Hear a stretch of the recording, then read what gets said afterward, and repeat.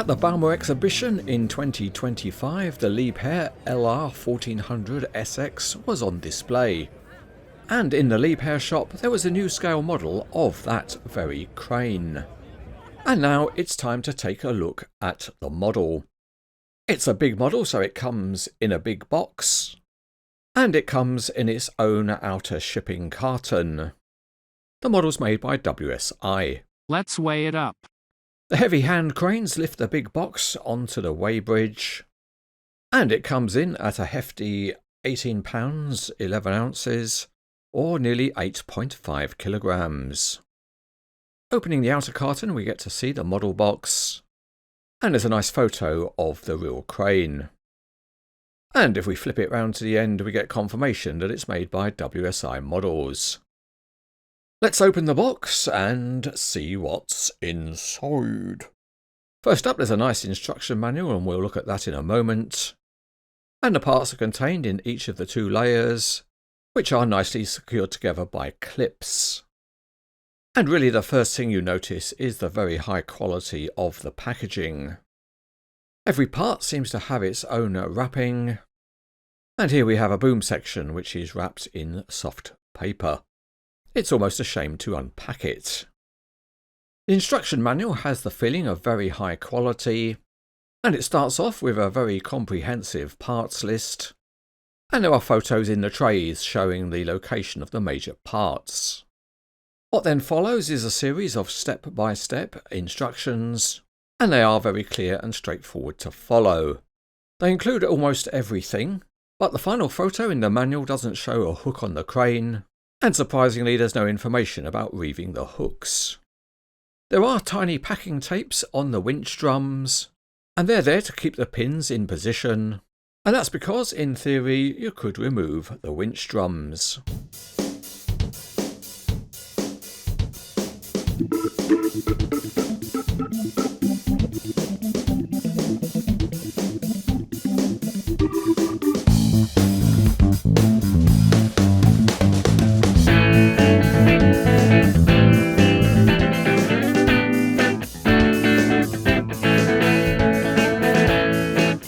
Out of the box, the boom butt is connected to the upper carriage. The manual doesn't discuss it, but you can remove the boom butt, although in practice it is more difficult than it appears. So in reality, only someone with some knowledge of modelling should really attempt it. But if you do separate the boom butt, you can then get a realistic transport load. The cab can be folded in, and then it can go onto a low loader. A trailer with 5 or 6 axles is fine, although better to have one without the rear loading ramps that are shown here.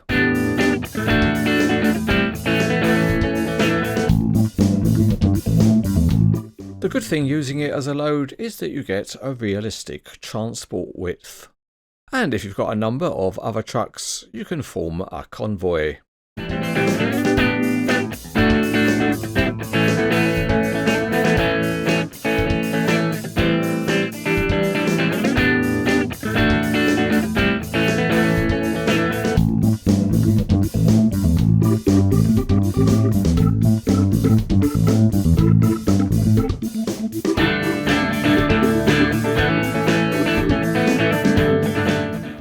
To continue the assembly, there are some pads to put onto the bottom of the self-assembly jacks.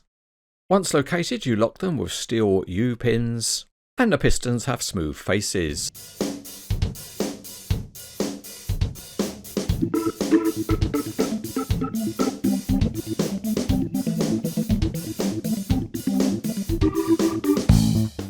Not shown in the manual, but the cab gets locked in the operating position, and you do that with a small pin. Each crawler track is a separate part, and they feature working rollers top and bottom. The real crane can unload its own crawler tracks, and then offer them up so they can be connected to the undercarriage. And once they're attached, the crane lowers itself onto them. For the model, there's a hydraulic piston which has to be attached into the track frame, and the way the manual recommends it is to fit it to the track frame first and pin it into position. Then you carefully guide the track frame whilst locating the piston into its jacket, And once the frame is dropped in, you can then secure it with a couple of pins. And thankfully the model engineering is very good, because as soon as you line up the holes, the pins go in very smoothly. And here we fitted both tracks. A plus point for the detailing is the hydraulic lines used on the undercarriage, and you have to attach these for the track motors and the rams for the pressure reduction plates. These plates fit between the tracks, but we won't fit them just now. Instead we'll fit the caps to the top of the rams. For stability, the crane has car body counterweight slabs, and these are easily fixed to the model. There are also a couple of access platforms which fit over the top, and the one you see here also has a walkway and ladder fitted, as well as a couple of handrail posts. These plates are just loose fitting. For now we'll take the posts off because they prevent the crane from turning. Now it's time to raise the A-frame, and here you have to be careful because you must keep tension on the ropes at all times. And there's plenty of rope to run the A-frame right forwards. The model has a fully sectionalised counterweight, and here's the counterweight base plate, and it fixes to the chains of the self-raising jacks, and then you can load up the slabs.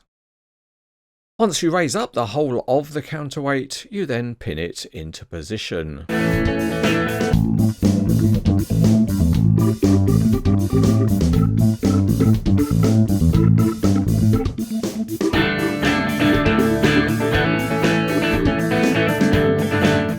Here we've fitted the boom butt back on, and you can use the assembly cylinder to simulate self-erection. And this all looks pretty good. There is one detail you can add to the counterweight slabs, and that's to apply the counterweight lashing. As you see, this comes in completely separate parts, but when it's in place it's extremely fragile. It's tricky to install, and if you blow your nose it will uninstall.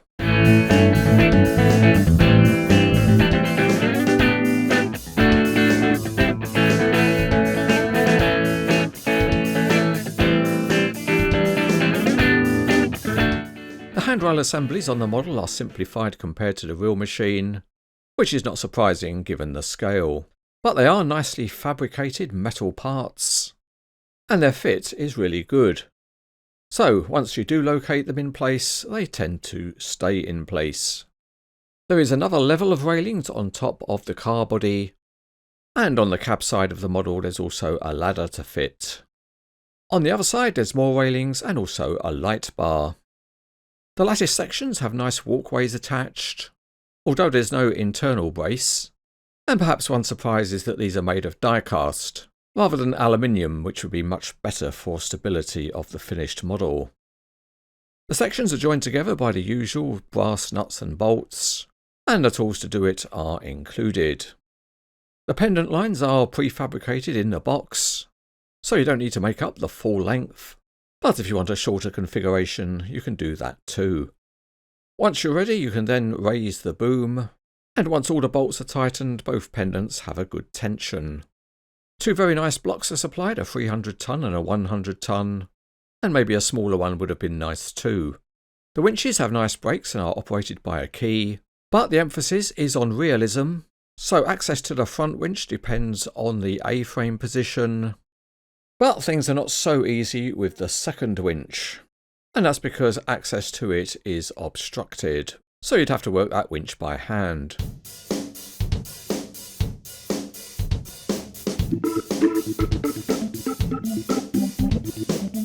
Not mentioned in the manual, but a pair of lifting chains are included, but the part on the left is not discussed in the assembly instructions, and in fact it hangs from the main boom when you don't have the luffing jib attached. To complete this display option for the model, we'll add the lifting chains and then we can make a display.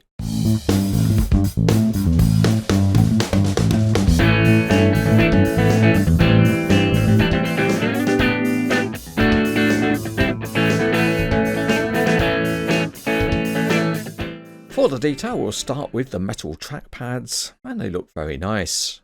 They are mounted on very detailed track frames, which also feature some applied graphics, and some are absolutely tiny. Also fully modelled are the beams for retracting the tracks, and there's a usable lifting point. The detailing is a high point of the model, even in hard to see places. And the metal content of the model is also very high. Even here you can see tiny metal grab rails. And when we get to the cab, the detail inside is very good with Liebherr on the seat back and some very nice looking controls. There are textured walkways outside, and up on top there's a tiny aerial and also windscreen wipers and a pair of beacon lights. On the side of the cab there's more excellent graphics, and they are tiny. The high detail continues behind the cab, with various bits of equipment modelled, including a nice etched grille on the side. Even more tiny graphics are on the side of the body, and the handrails are of high quality and made of metal. And there's nice etched walkway flooring. And it is notable how much of the model is in fact metal. A highlight of the detailing is around the winches. They have accurate mounting points, and the motors are also fully detailed with hydraulic hoses. So these are among the best seen on a crawler crane model. The other components on top of the body are also impressively modelled. Moving to the other side of the model, there are some very well formed grills. And the detailing at the boom foot is another high point. There are plug-in hydraulic hoses from the boom, and even the tiny auxiliary winch has hydraulic hoses running to it. Moving on to the lattice work, and it's well cast, and again tiny graphics add excellent detail. The small winch on the boom butt has a motor and also hydraulic hoses running to it, and there's also an intermediate rope guide on the boom, and it also has a rotating guide. At the boom head the modelling is robust, and it also includes a plastic wind gauge. The jib A-frame is a simple part, but it is engineered well, and you can plug in a couple of flags. And the top of the jib has some big plastic dolly wheels. All of the sheaves are plastic, but there again they are on the real crane.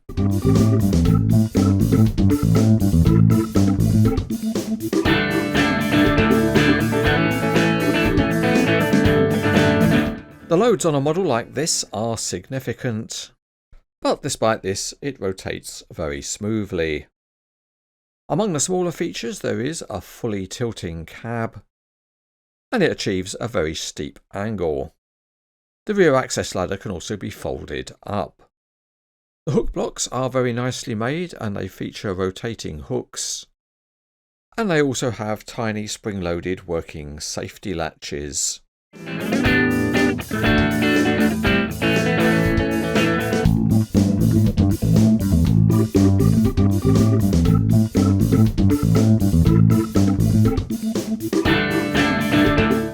As an option, you can retract the crawler tracks, and that's nicely modelled because you can remove a couple of locking pins, and once you've done that you can call into action the giant hand jacks, and you can carefully push the whole track frame in, and that gives you a much narrower footprint for tracking.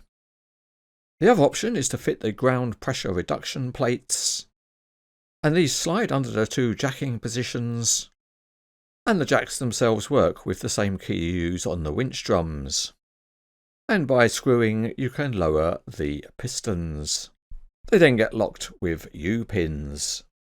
The full configuration is to add the luffing jib, and that then gives you an impressively large model.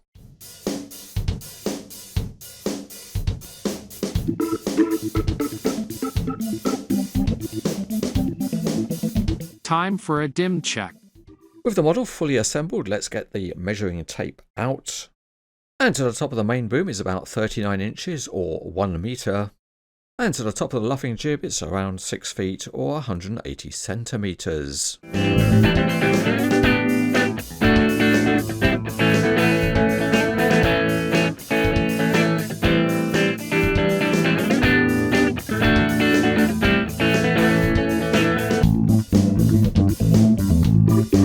This is a very high quality model of the LR1400SX by WSI Models.